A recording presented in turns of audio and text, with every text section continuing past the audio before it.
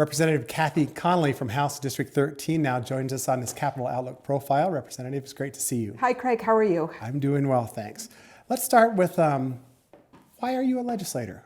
You've been serving since 2009 for this district. What brought you to Wyoming and what brought you to the legislature? Well, Wyoming, I've been here since '92. So at this point, 24 plus years, kind of Wyoming is my home. I mean, that's for sure.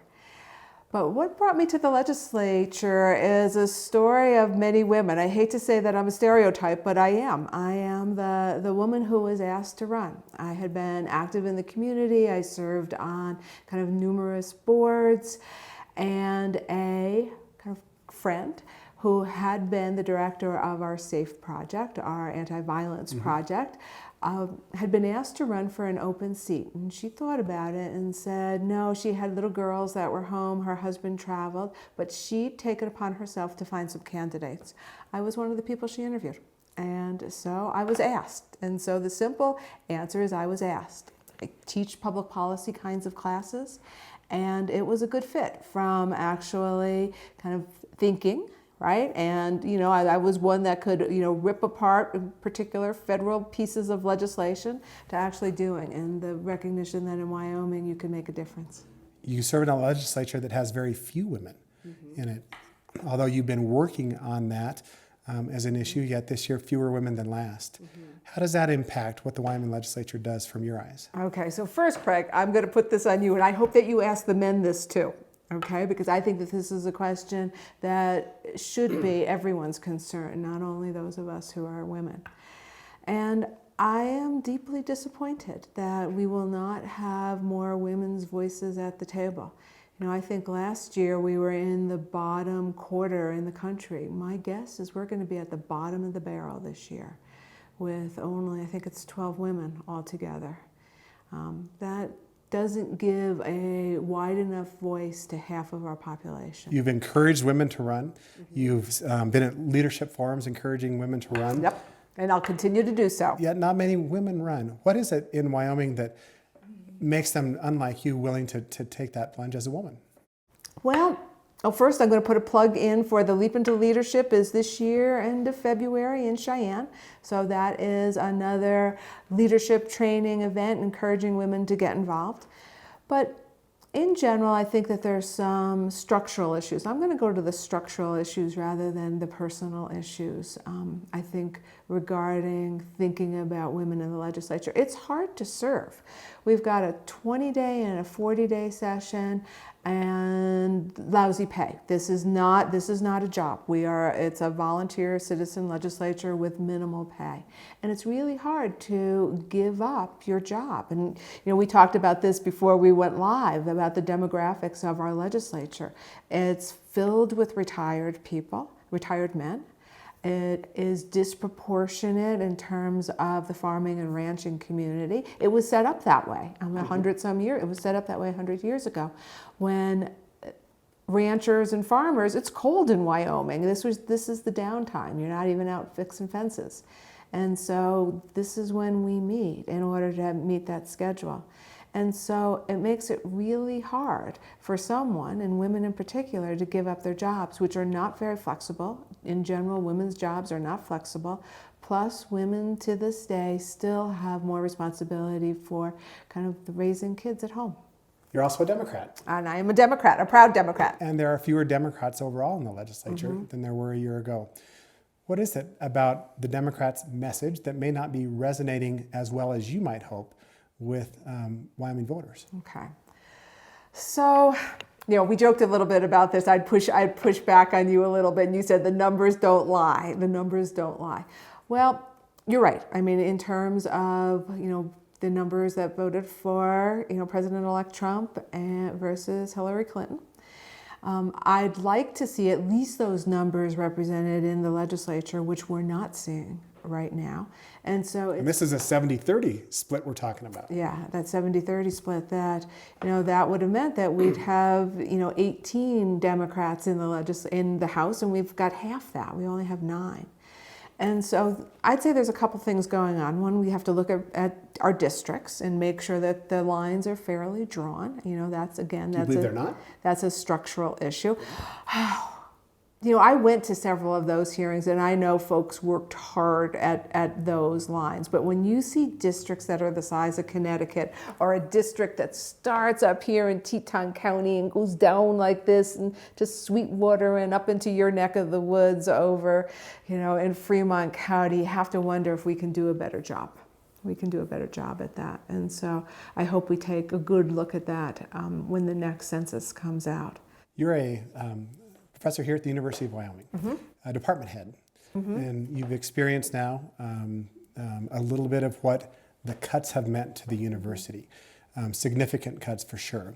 What's your general overview at this point, how $35 million worth of cuts is impacting the University of Wyoming? Okay, and just so Bonnie doesn't hear this, my term as department head is over. I just finished 3 years, 6 before 9. Happy to be done and hand it over to a really qualified individual. A former department head. A former department head.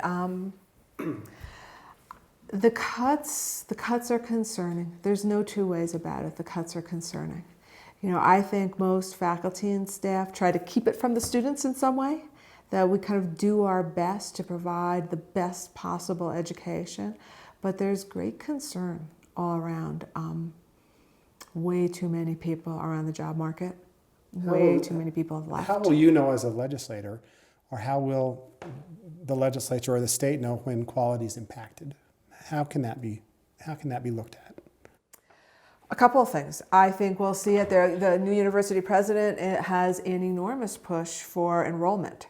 And that, she said, was her #1 priority, is to increase enrollment at UW at last week's appropriations meetings. What happens if that doesn't happen, and that the reason that she gets, that we all get from folks around the state, where the overwhelming majority of our students come from, is, what? We hear there are cuts. We hear that the program I want isn't available. Courses that I want aren't available. My kid really wanted X, Y, and Z, and that's not going to happen anymore. I think that enrollment could be one indicator. Another indicator could be the number of grants the university gets. A third indicator could be the number of faculty who leave. All of those, I think, could be indicators, and we could see them very soon. Let's turn to your legislative priorities for this session.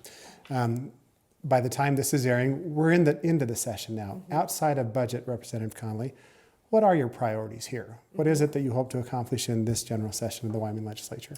So, as you know, I'm the new minority floor leader. We don't have our floor leader serve on appropriations, where I just came from. So my new committee is revenue. And so even though that's not budget, it's budget in a different kind of way. And I'm real excited to be on that committee in order to think not just only about revenue over the next biennium, but how do we think about our tax structure and maybe change it. So a priority of mine will be to think about kind of our revenue streams, thinking generations down the road, not just for how do we meet our next, biennium budget needs. So that's one. I look back to the 90s though, and we thought we needed to have this discussion, but then things bounced back, and is it different now, or do you have concerns that perhaps everyone's just waiting around for oil and gas to rebound, or is this a serious look now at how our economy can diversify and how our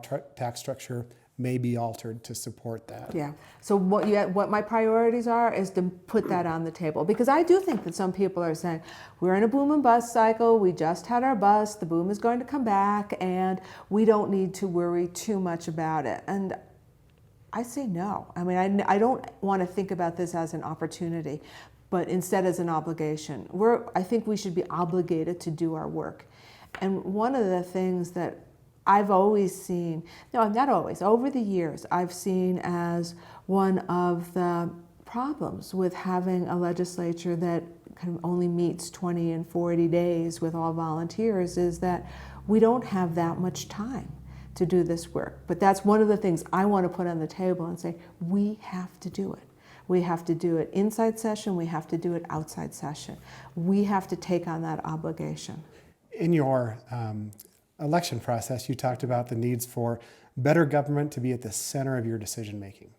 What is better government, especially in this Wyoming legislature? So transparency, so that would be part of it, transparency. And when I said it, I would imagine I meant doing the hard work that we talked about before. Again, thinking about our tax structure, thinking about kind of our savings structure. What are the choices that we make with appropriations? That to me is good government, better government. We can't simply stick our head in the sand and say, oh my goodness, we can't spend, let's just put money under the mattress and wait for the rainy day to be over with. That's not good government.